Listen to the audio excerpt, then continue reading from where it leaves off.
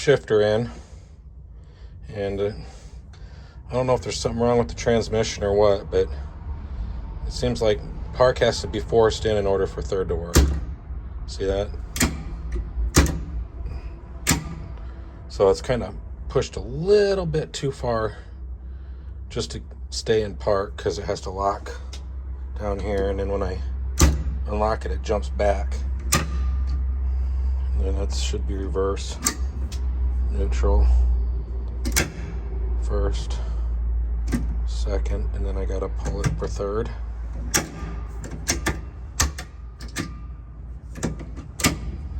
Okay, so that's working. I got this 3.5 inch extension in, and it's just about right. So I'll be driving,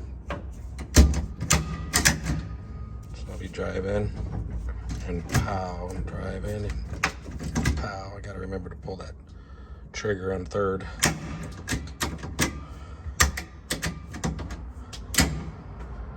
So now all that's left is doing because this seat, it needs to be tied down again, but it rocks, so we'll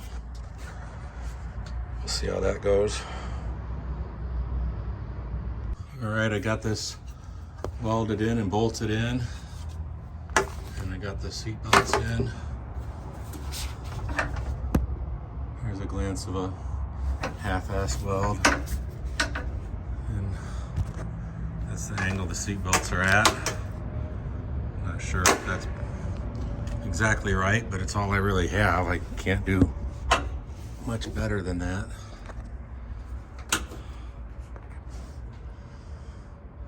Unless I drop the seat down, which would suck, because then I'd have to re-drill holes. All right, I'm all strapped in. Pull these up to loosen them. Pull this right here to loosen it. This one right here, loosen it. And then this just, bam. All right, seatbelt's done. All right, so that's pretty much done. I got some cleaning up to do. And another view of the column and the shifter and the seat all finished. This is where I bolted one side of the center strap, because this is a 1, 2, 3, 4, 6-point harness, and the other harness bolts back down here where the seat bolt's on, and they both come up through here for a double harness there for your legs.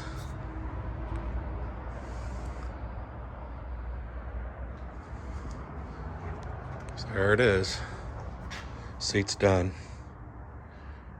All right, so this is the overflow right here, and it's a piece of plastic. If this comes off at some point, I'll probably wind up having to pull the transmission and thread it, because it just plugs in there. And I found this piece of spring, and hopefully that'll keep the hose from kinking, because it's not an elbow. It's more like a 45, and it's just not enough really. So as the hose gets hot, it might have kinked, so I put that on there. Also, it'll protect it from the heat a little bit. And then it runs up here, and I got a cheap holder here. I need to get a better one. And then it goes on up to the top there. Let me drop the lift. And it goes to this.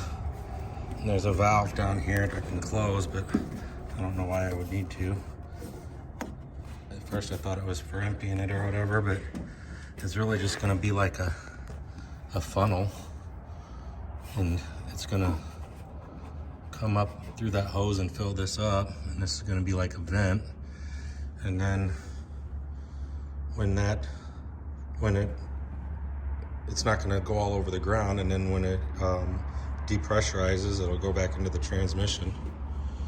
Those pivots.